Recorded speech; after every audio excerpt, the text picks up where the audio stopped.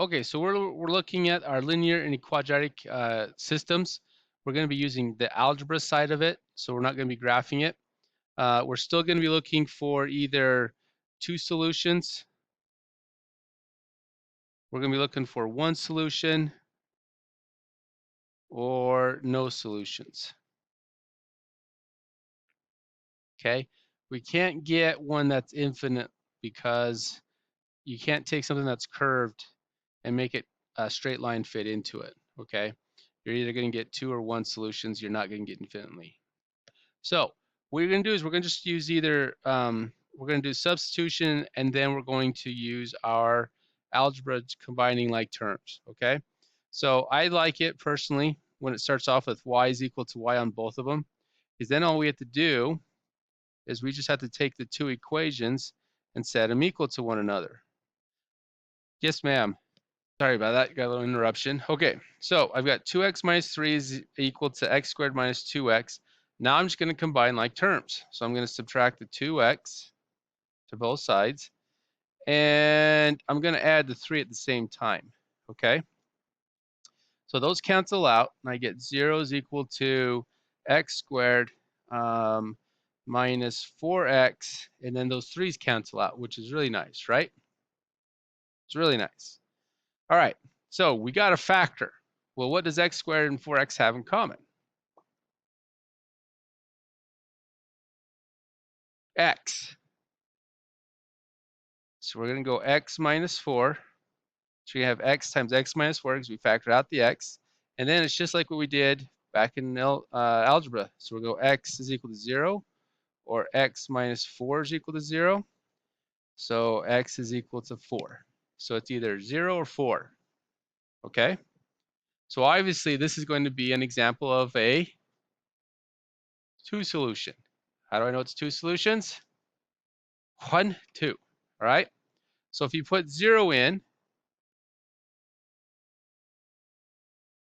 what's 2 times 0? 0. 0 minus 3? Negative 3. Okay? So my first solution, or my first ordered pair, is going to be 0 and negative 3. All right? So now I do the same thing with the 4. So I go y is equal to 2 times 4 minus 3. 2 times 4 is 8 minus 3, 5. So then my x coordinate was a 4, my y coordinate was a 5, and that's my answer. Okay? All right, so for our second example, we have two equations. We have a nice horizontal line going through the 5 on the y-axis. Then I have y is equal to negative x plus 2 squared plus 5. So this is a parabola. I know that it's in vertex form. I know the vertex is negative 2 and 5. I know that it is a heel because it's negative, but that's, that's if we were graphing it. So what I'm going to do is I'm going to substitute the 5 in for the y, just like we did in all the other examples.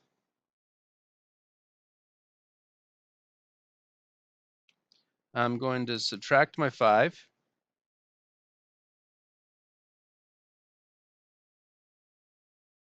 5 minus 5 is excellent. So that's nice for us. I'm just going to go ahead and divide by negative 1 now and just get rid of that negative, okay? Because it's outside the parentheses, I can do that. If it was inside of it, I'd have to factor out towards the end, okay? So I have 0 is equal to x plus 2 squared. Now remember, we got to expand this, okay?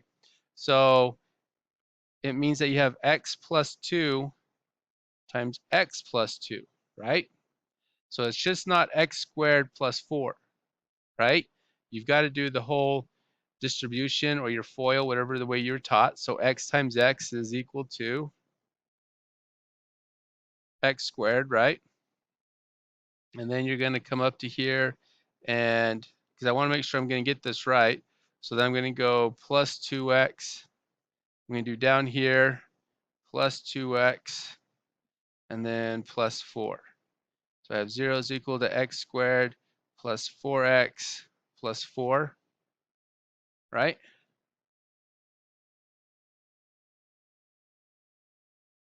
Looks good. All right. So we can now go back to this one right here because I'm not going to be tricked up, right? Because I just wanted to make sure I wasn't going to be tricked. Because I wanted to make sure that was a difference, not the difference. I wanted to make sure that it was all positive, okay? So we can have a difference of perfect squares because we can have a positive and negative side of it, remember?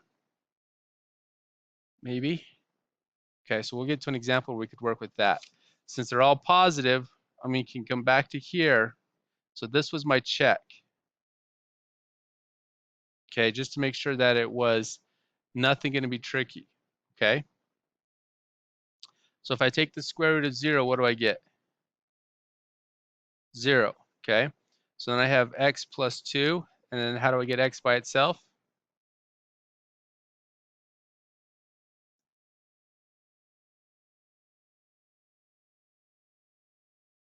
So then this is an example of when we have one solution. Okay. So that is, let's see here. X is negative 2 and y is 5. Because they already told us that y is equal to 5 at the very beginning. We got to make sure we write these ordered pairs down. There's some of you who aren't writing them down. Okay. So we got a couple more just so you can see it. This time, just like we've done before, I'm going to take this x minus 1. I'm going to substitute for that y right there. So I'm going to go x minus 1 is equal to x squared minus 2x plus 4. So I'm going to go plus 1, and I'm going to subtract an x. So I have 0 is equal to x squared minus 3x plus 5. Okay, so I got a factor. Let me think. What are the factors of 5? And that's when you would say, well, it's only 1 and 5. Okay, so to get 5 multiplied together, there's only one way, 1 times 5. So is there any way to take 1 times 5 and make it become a negative 3? And you should all be going, no, there's no way mathematically we can't do that. Doesn't exist, okay? So if that doesn't exist, I need to go and use, what's this called? Minus 4ac all over 2a. And that's called quadratic formula. Perfect. It's going to help us factor this. All right, so what's my b? Negative 3. Perfect. Okay. Plus or minus negative 3 squared minus 4 times a, which is 1. C is 5. Put that in my little, and then 2 times 1. Okay, so negative times a negative is a positive. Plus or minus, what's 3 squared? Or negative 3 squared, sorry. Positive 9. Negative 4 times 1, negative 4. Negative 4 times 5, negative 20. And then, so this is x equals 3 plus or minus, what's 9 minus 20? What kind of an 11? Negative 11. Uh-oh. Can we graph imaginary numbers? Did we ever graph them? No, we didn't. So what do you kind of, what do you think this is an example of? No solution. Good job. Okay. No solution because we cannot graph imaginary numbers. Okay. They're imaginary. They don't really exist. Linear equation, this is in standard form.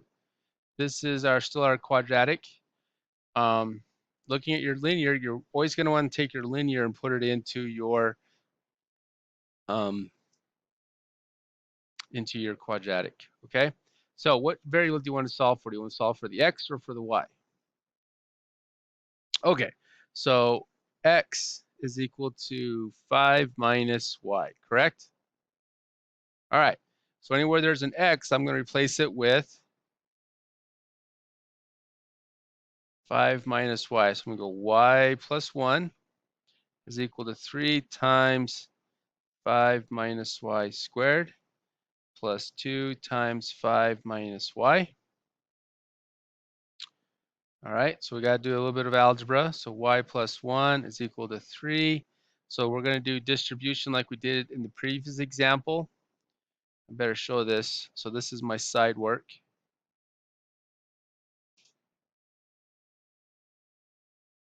So 5 minus y squared is 5 minus y times 5 minus y, right? Good. 5 times 5 is 25.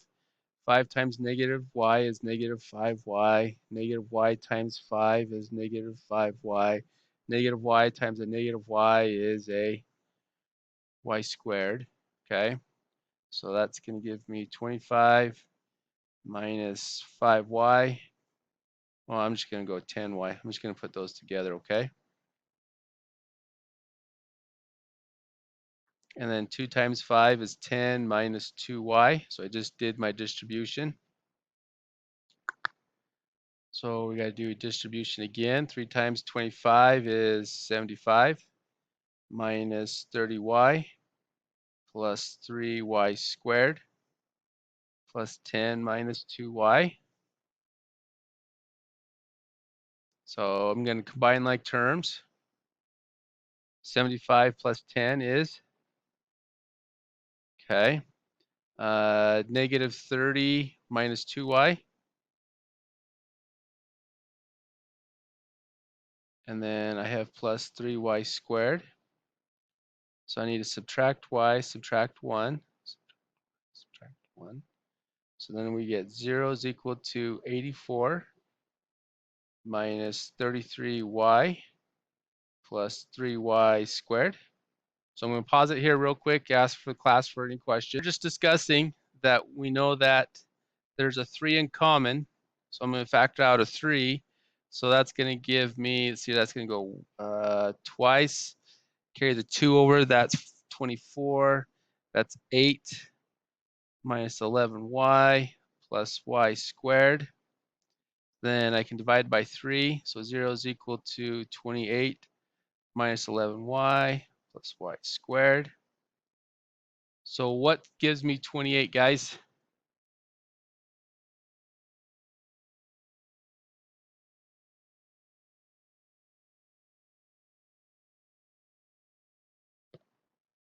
Any of those add up to 11? 4 and 7. Good job. So I know that it's negative. See how that guy's right there is negative? So that means I'm going to have 4 minus y. And I'm also going to have 7 minus y.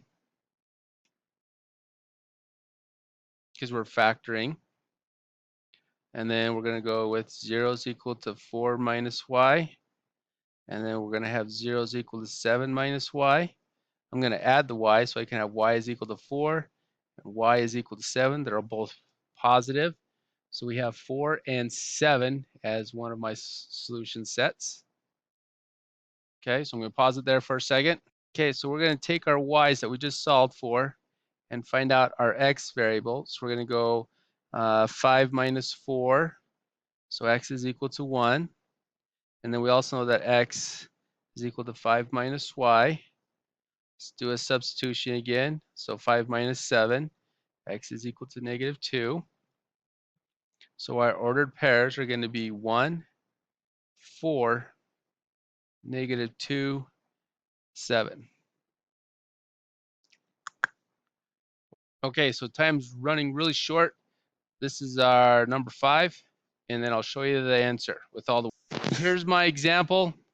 We found out that x is equal to plus or minus square root of 2, which means that when you substitute in for the y, you also get negative square root of 2 and positive.